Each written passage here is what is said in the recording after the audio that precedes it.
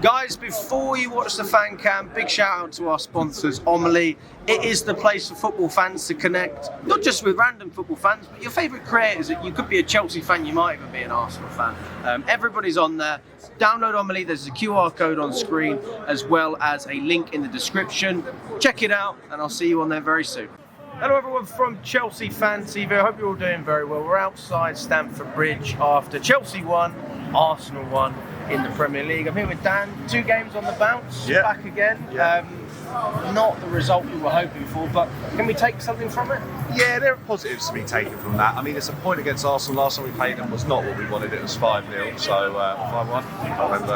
Away 5-0. 5-0, wasn't it? So yeah, look, a 1-1 draw is there's positives in there. I think to sort of silence Arsenal in the way that they probably thought they could come here and potentially win, and it would be an easy game for them.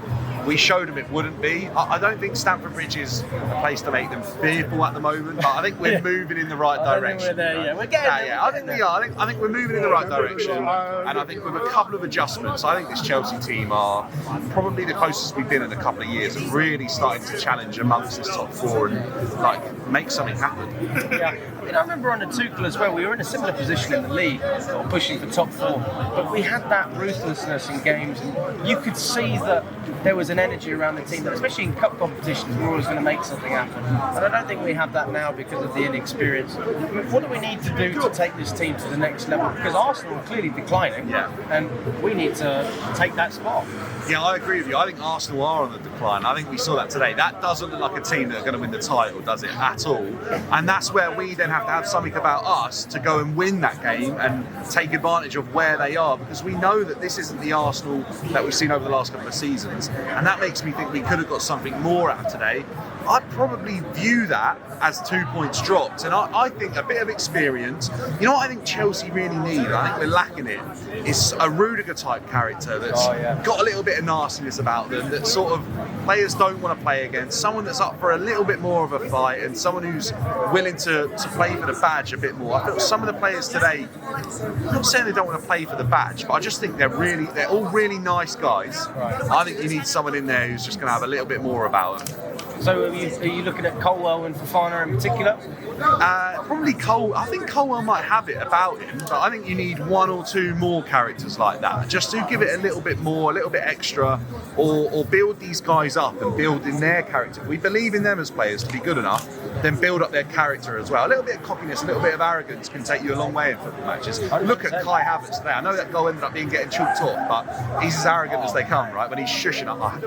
But I said what I needed to say last season on Kai Havertz. Hey, listen, you've got the mic if you want it. No, look, I'm so happy he no longer plays in the blue shirt. That's all I'll say, because that is a player that look, he won us a lot, and he won us the Champions League. But to be honest with you, I'm so glad that we moved on from those days. Do you think that we've got a better player in Jackson? Do you generally think he's better than Havertz? Yeah, I think, although he was offside, like look how well he took that goal again today that obviously got chalked off. I think Kai Havertz isn't an out-and-out striker. I think it's obvious to see. He can be so ineffective in games like that.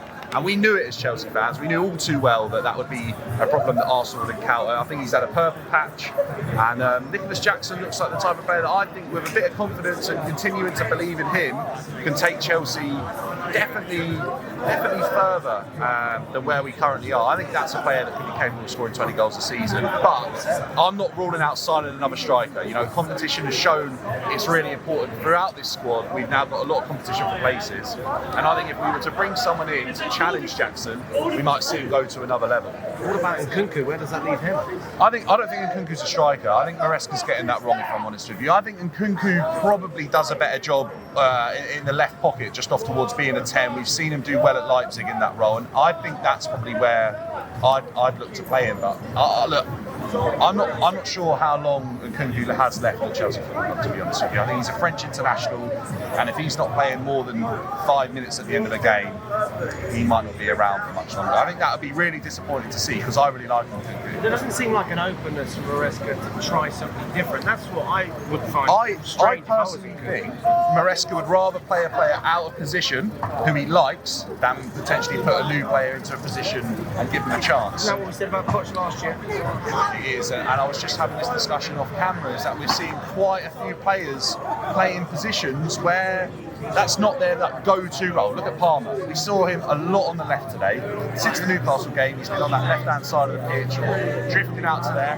Last season, he was unbelievable. At what point did we see him playing on the left? I'm thinking, I'd like to speak to Maresca and say, why is that something you think is an option for us when he was the best young player in the league last season? I think he actually come out and say why. He said it was because he was being man marked. So if you put him a little bit deeper on the left, it sort of puts him in a bit more space. But then if he's ineffective, then it's straight. And Nina made a good point as well. You've got Gusto occupying the centre space. You've got Madueke cutting the side. Bottom's actually forced to go somewhere different anyway. Yeah, that's the one thing I'd say with Maresca is he's got a bit of a persistence to play Gusto in this role where it's allowed him to get into really dangerous areas. But I think we said this, he's probably not the right player we want to see arriving in those areas. And if that was Cole Palmer in those areas, I think we all know what the story would be, to be honest with you. So it's little tweaks. I don't think we need to panic. And I think to get a draw against Arsenal shows where we are. If we'd have said at the start of the season we'll sack Poch and we'll be third by the third international break, I think we'd all go, probably sounds like the right idea. But if you look under the microscope, I think a lot of teams around us have dropped points, and I think this Chelsea side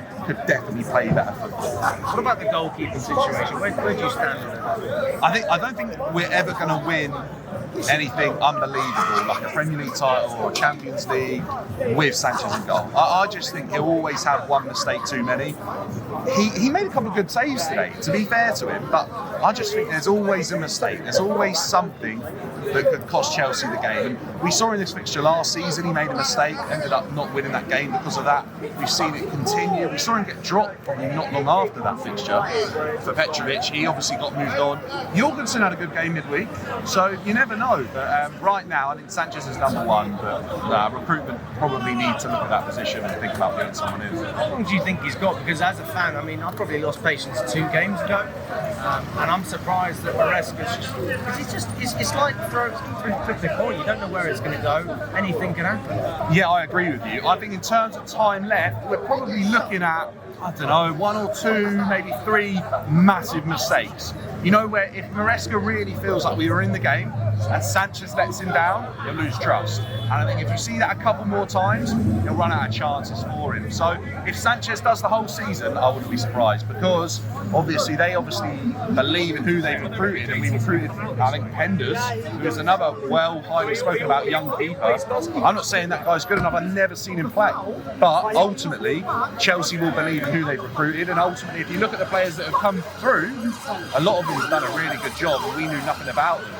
I mean, we saw Stuart just walk past us when we were doing one of the other interviews. Oh, did you? I would have liked to have spoken to him, I can tell you that much. Yeah. I mean, do you think it's coming together then? You're starting to gain that confidence?